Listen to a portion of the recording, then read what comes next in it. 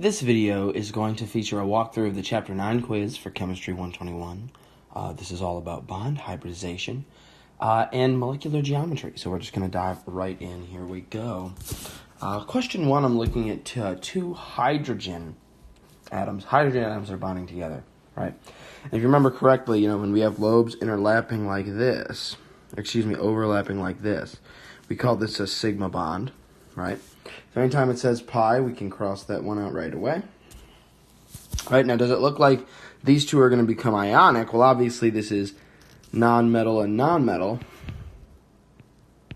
So if we think back to our Chapter 1 stuff, right, we would know that this is no way it's ionic because it's not a metal plus a non-metal. So it has to be sigma covalent. Sigma covalent. Which are stronger, sigma bonds or pi bonds? Now, if you remember, sigma bonds look like this. We are overlapping. Pi bonds are two p orbitals that overlap. Actually, we're going to redo that second one. We're going to redo both of them. Here's one. Here's two. Right? And the area where they overlap is the bonding region. So the sigma bonds are right here. Pi bonds are right here. And right here. Okay? Now, if you just look at these two, these sigma bonds have a greater area of overlap at one concentrated space. So between sigma and pi bonds, sigma bonds are stronger. Sigma bonds are stronger. We have the cis and trans structures of N2F2 that's shown at the right over here. And we're going to answer a few questions. Okay. Trans, by the way, is when we have substituents kind of in a chain kind of way. Cis is when they're pointed in the same direction. So both into the page would also be cis, both out of the page would also be cis. One in, one out is trans. Same thing, one out, one in is trans. Okay. Is a molecule polar when it is structure 1? Okay. Ready? Can I cut it this way and have it be symmetrical? Yes. Can I cut it this way and have it be symmetrical? Yes. Do we have the bond polarization in the same place, right? We have a partial negative on this fluorine. We have a partial negative on this fluorine, right? Okay. Now, since they're in opposite directions, they're canceling each other out. So it is not polar. Okay. Not polar. Is structure 2 polar? Let's see. Well, we have a partial negative in this direction. We have a partial negative in this direction. So we have a negative pull this way. I would say that 100% they do not cancel each other out. Okay? No canceling. So, if we ask if it's polar, we are going to say yes, right? Now, nitrogen, what's the hybridization on it, right? How many bonds do we have on nitrogen? We have 1, 2. We have 1, 2, right? So in each example, the hybridization is sp2. Okay? What specific hybridization is being illustrated on the figure at the right? And here's a good way to do it. How many, when we look at this, right? When we look at this, how many p orbitals do we have here? We have 3 p orbitals, okay? We have 3 p orbitals. And then how many orbitals in the p subshell do we have over here, right? We have 1 left over. So we're going to go 3 minus 1.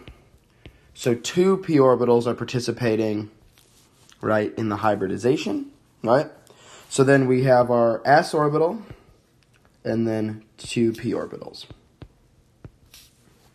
to get sp2, which if you'll notice is the same hybridization that's on this nitrogen. Actually, let me write it in blue. You'll get the same hybridization that's on this nitrogen that is up here. It's actually the electron diagram. Really cool. Let's keep going. Right? If a certain molecule, X bond A, bond X, double bond Y, why that's not aligned, I have no idea. I feel like it should actually look like this.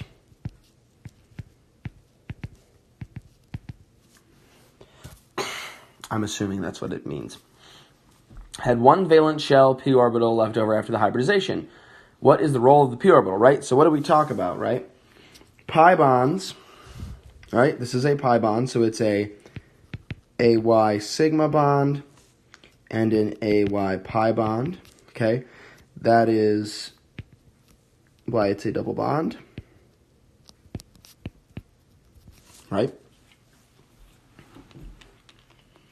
So we know that there has to be a pi bond between A and Y. So let's go through our selections now. It will be used to form a sigma bond with Y.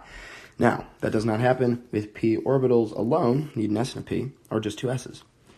It will be used to form a pi bond with Y. I like that. We're going to move on, though, just to put a check mark by it. We know it's right. It will be used to form a sigma bond with X. Now, how would that p orbital be used to form a sigma bond with X? Okay, no way, Jose. It'll be used to form a pi bond with X. There's only single bonds to X, so X can't have pi bonds. It will be a lone pair of electrons. Do we see any lone pairs? No, so a no. It will be empty, right? So we don't necessarily know, but here's the deal. It'll be empty is a possible answer, but when you think about this, we haven't even accounted for the fact that there's two bonds, right? The p orbital that's not hybridized has to make that pi bond if, in fact, there is a pi bond. So it can't be empty. There is a pi bond in the structure, so the p orbital must contribute to the pi bond. Move on. How many lone pairs are on the central atom if a molecule XF3 has the following molecular geometry? Okay. Let's just draw this out really quick.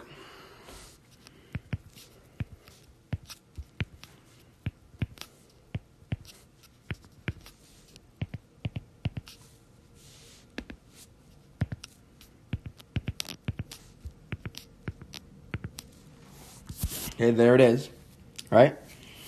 So if there were 0 lone pairs on X, if it was done, right, we'd have 3 bonding regions, no lone pairs, right? Oh, la-di-da, that's not the question. How many lone pairs would be on it if it has the following geometry? So obviously I've drawn the trigonal planar geometry, conformation in the Lewis structure, so we would have 0 lone pairs. Okay? If it was T-shaped, right, that would mean that it would look like this. The X would be here. Here it is. The X would be here. Right? F.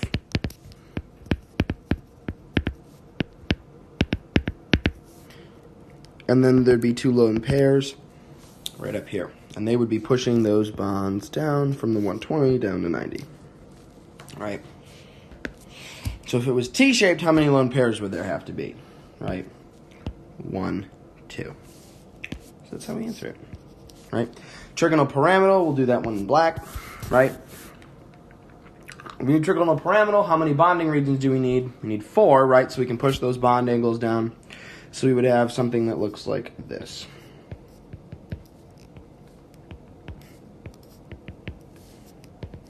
Right? Bonding regions, we count them. 1, 2, 3, 4. Right? And we need 1 lone pair of electrons to get to trigonal pyramidal. Right? Again, remember all the bonding regions you need. So bonding regions, right? You need 3, 5, and 4. So to add a bonding region, remember you don't add 1 electron, you add 2 electrons in a lone pair. Awesome.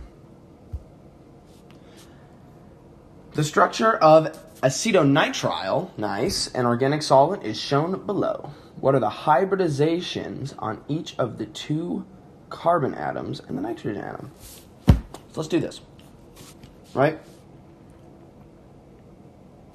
Got really big there for a second. Here it is. So carbon 1's right here. Okay. The 4 bonds on carbon 1 are 1, 2, 3, and 4. They are all sigma bonds. So they all need to involve all 3 p orbitals that carbon has. So we know that it is sp3, or you'll look at it and say it's all sigma bonds, or all single bonds, so it's all sp3 anyway. Something that you'll realize is a trend. Now, carbon 2 and nitrogen are actually going to have the same hybridization, and here's why. How many bonding regions does carbon 2 have? 1, 2, right? And 3 pi bonds exist, right? Excuse me. 1 hybrid bond and 2 pi bonds exist. Same for nitrogen, 1 hybrid bond and 2 pi bonds, okay? So for this carbon, right, we have carbon sigma, we have carbon nitrogen sigma, and then we have carbon nitrogen pi times 2. For this nitrogen, right,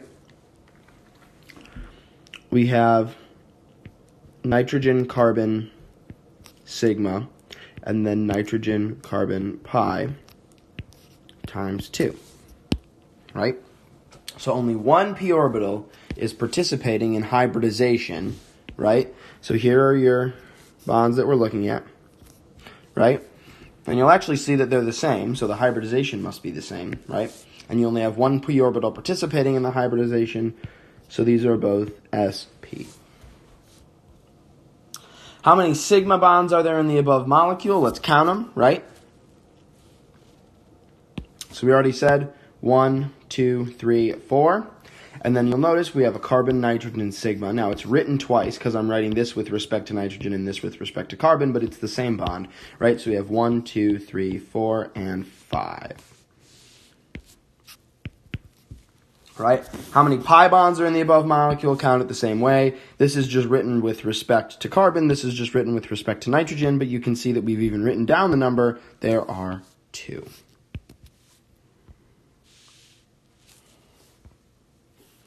Moving on. The bonding in a C2H6 shown at the right for parts A and B, select either, a carbon-carbon sigma bond, a carbon-hydrogen sigma bond, a lone pair, a carbon-carbon pi bond, or a carbon-hydrogen pi bond. I'm just going to let you know right now, carbon-hydrogen pi bonds don't happen. Please don't circle that. Ever. Here we go. So arrow A right here, now I know it's not written in, but I'm going to write this in for you.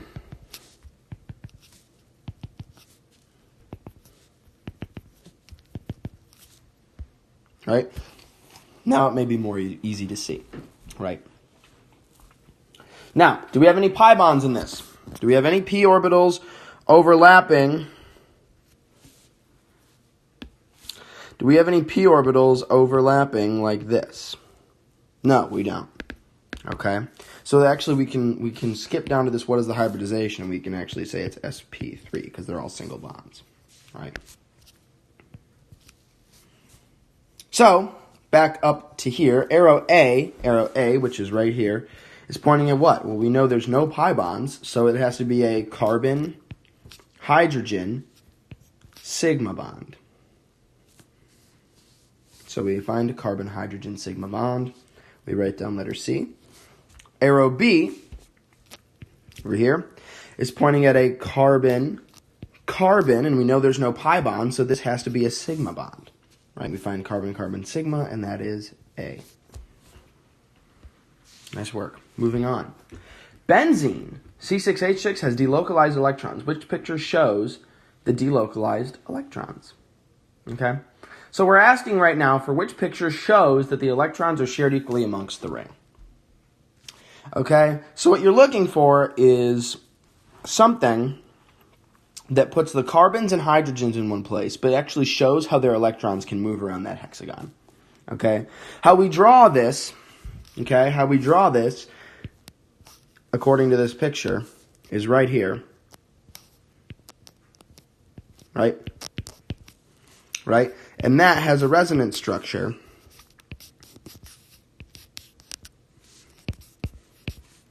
So we can draw, actually, how a lot of people draw it. Okay, and that circle in the middle just means our double bonds are delocalized. So you're looking for a cyclic structure showing the hexagon, or the cyclohexane, as you will say in organic chemistry. And then you need something else showing where those electrons can be. And because you can tell that I'm drawing on picture B, the answer is definitely picture B. And the reason why is because A is showing me the bond hybridization.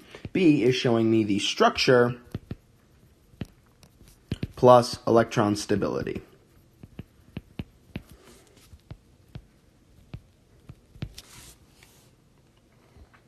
So, which one of the following is true? Delocalization changes the hybridization of the atoms. No. Those are electrons, not bonds. Delocalization changes molecular geometry. Nope. Electrons like to push down on those bonds. If they were delocalized, the bond angles wouldn't change. Delocalization results in increased stability for the molecule. Now, I'd just like you to look at this picture right here, right? We just said that this has a resonance structure. Resonance, remember, is an added stabilization. How we draw it is this. Those double bonds are so delocalized, they're all around. They're keeping the molecule extra super duper stable. So we know that the answer is C. Now, here comes the fun part, okay? Working through the table. Now, these Lewis structures that are provided on here were actually drawn in by your professor. So they were given to you on the original test. So if you are doing this question, you're pausing videos as you go, then go ahead and do that now. But these were provided. I didn't put these here. They were there in the original quiz when the quiz came out to the class last year. So this is a practice quiz. Remember. So let's do it. Let's complete the table. Okay. I'm so glad it doesn't say completing the square. Moving on. Okay. PCl3, phosphorus tetrachloride. We see the Lewis structure is right here. How many bonding regions does it have, right? When we think through it, we have 1, 2, 3, and 4. So our electron pair geometry has to be tetrahedral. Right? I'm going to do that again because that was messy and I want you guys to be able to read it. Right? Now when we have 4 bonding regions but 1 lone pair, we know that it is trigonal pyramidal.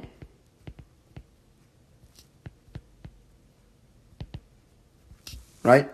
That is because, remember, that lone pair pushes down, right, on those bonds, and then one of them actually ends up being a wedge that's coming out of the page at you, and one of them ends up being a dash that's going into the page. Okay? Approximate bond angles in a trigonal pyramidal structure, which is a tetrahedral electron pair geometry, which, 1 lone pair, that's how we get to trigonal pyramidal. We know we have a 109.5 degree bond angle. And the hybridization on that there phosphorus, we have all single bonds. We have no pi bonds, which means we have no p orbitals available to make pi bonds. So we have an sp3 hybridization, right? And since when we do this, okay, our structure would look like this.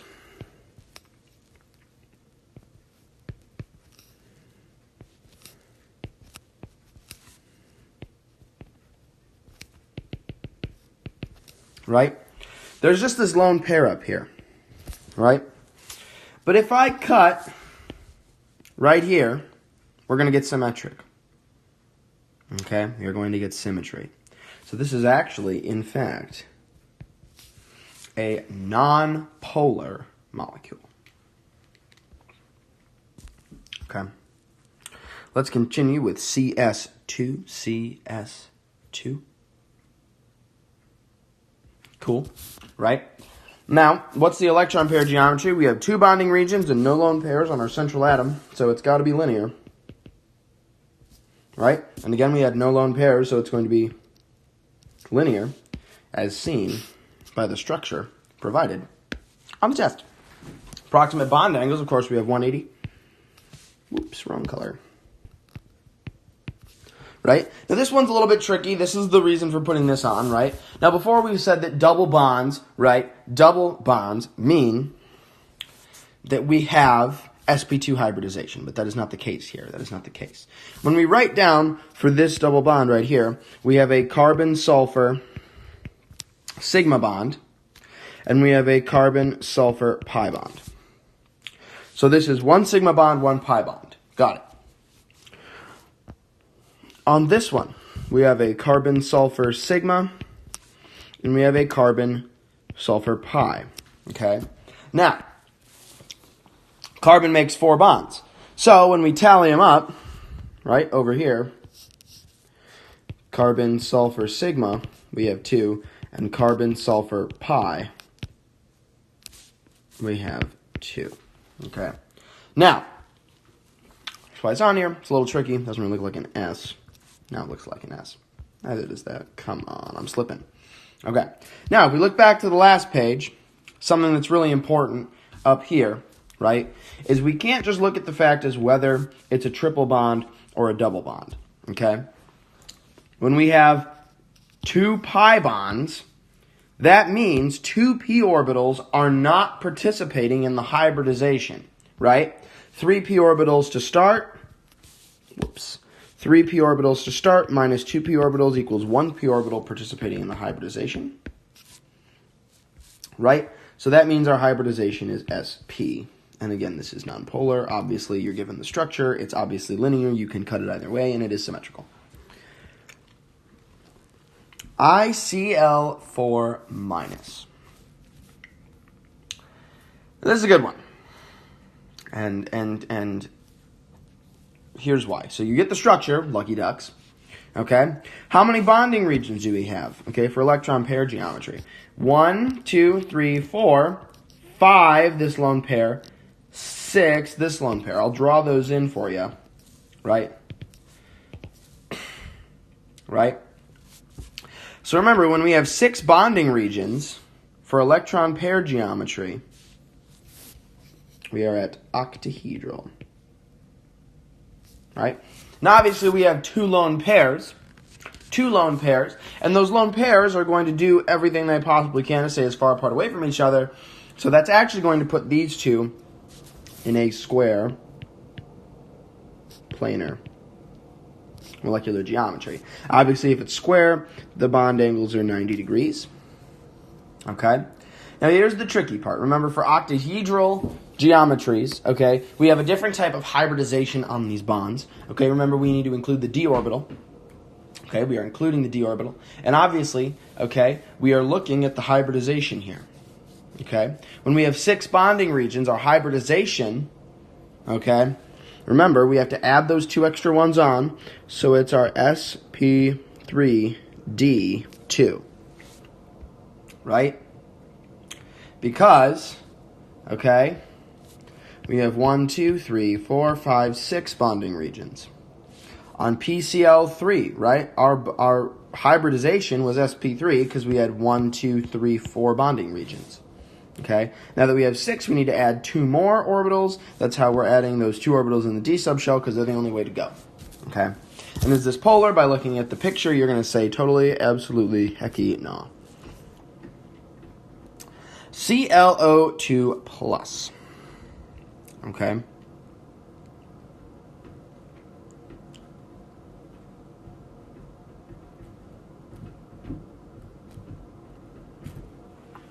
ClO2 plus. Okay. So when we look at this, okay, there's even a structure, pretty structure right down here. We can totally take a look at it, right? And when we are looking at it, we see, okay, we have 1, 2, 3 bonding regions. When we have 3 bonding regions and talking about electron pair geometry, we know that it is trigonal, okay, trigonal planar. Okay, now we have, right, one lone pair on those chlorines. This is very similar, right? Let's use our classic example of H2O. Right? Those bonds, remember, are bent. Okay? They are bent. Okay?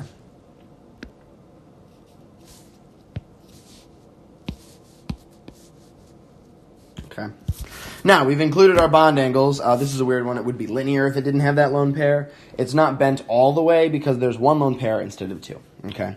Now, the bond hybridization on this guy, we're just going to take a minute. Okay. We're going to see we have a double bond. Right. We have a double bond. And the other one's a single bond. We are involving 1 p orbital that does not participate in the hybridization. So we have sp2. And this is very polar, because bent molecules are polar. Because if I had my water and I tried to cut it like this, could I be symmetric? No. Well, this, yeah, I could. But if I cut it this way, we have electrons up here and hydrogens down there, and they are not the same thing.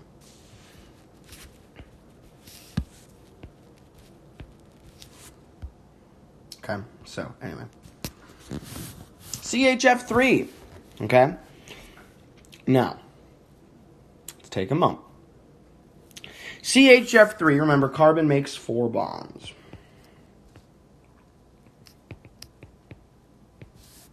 So let's draw the structure over here, right? We have a carbon in the middle, right? H, F3. Now, for the sake of argument, yes, there are lone pairs on these fluorines. But now we're done, okay? Now we have 4 bonding regions, right? 1, 2, 3, 4. So we know that our molecular geometry, or electron pair geometry, has to be tetrahedral. Okay? We have no lone pairs on our central atom, so our molecular geometry is tetrahedral, right? With bond angles of approximately 109.5 degrees, right? Same as up here, okay? Gives you the bond hybridization. Holy smokes, that's lucky, right? And then we know that this is polar, obviously because there is more than one type of substituent on carbon, right? More than one type of substituent. So if I cut it this way, it's not symmetric. If I cut it this way, it's not symmetric. If I cut it this way, it's not symmetric. So anyway, actually, I suppose if you do it that way, because you have half an H on each side. Anyway, moving on. No, it doesn't actually happen like that. So anyway, there's your table, okay? This really concludes the video. I'm pretty shocked that the last chapter quiz was the shortest one to go through in the videos, but or one of the shorter ones. But anyway, please, if you have more questions on this, consult your instructor, or if you have supplemental instruction leaders in your chemistry class, please feel free to consult them as well. We're all very happy to help you. And yeah, hope you enjoyed the video. Just a quick reminder, it's definitely always helpful to write out those partial charges. Definitely always a good idea to draw in your bond characteristics. So anyway, I am very, very glad that you watched this video. Have a nice day. Sayonara. Merry Christmas. It's that time of year. If you're watching this in April, I'm really, really sorry. It's much less fun. Anyway, if you have questions on this, please consult your instructor or fellow classmates that you trust their knowledge and expertise on this stuff. And that's it.